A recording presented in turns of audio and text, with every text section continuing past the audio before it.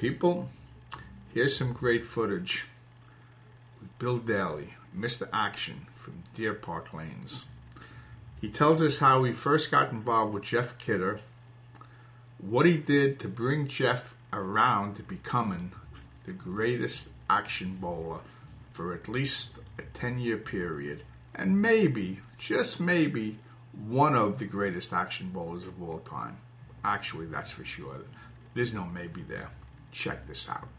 In all the years I watched action bowling and was involved in it, because I was out of the scene, 76, I was out of the scene for 10 years before that.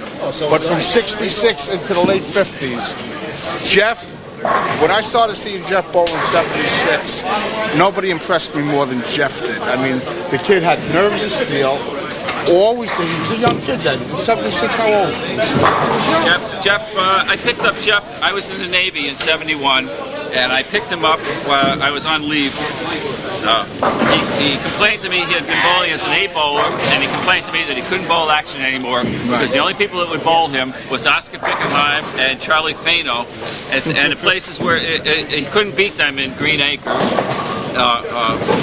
Nobody wanted to bet on him, and he's broke. I said, well, Jeff, I said, you got 2 problems that I can see. First of all, you throw the ball in a circle everywhere you go. You need about 250 or 180. I said, that's great for bowling tournaments.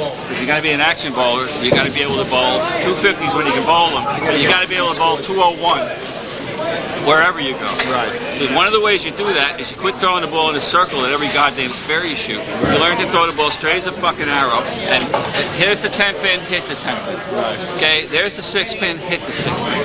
Okay. No matter what house you go to, you got to be able to look at a 1 pin spare and knock the thing off. Because one of the rules of action that I learned is every time you miss a 1 pin spare, you lose the game by less than 10 pins.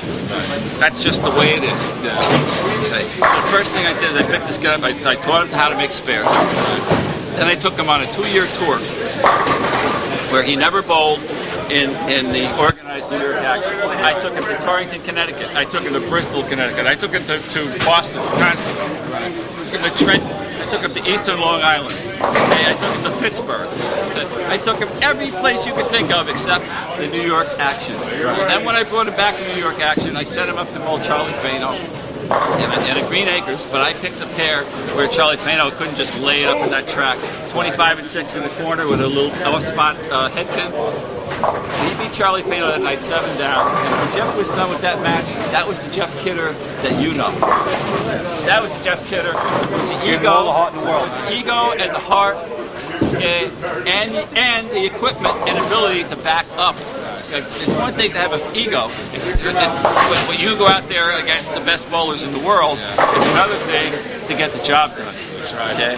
And that started my 10-year partnership with Jeff Kidder. And I have no complaints.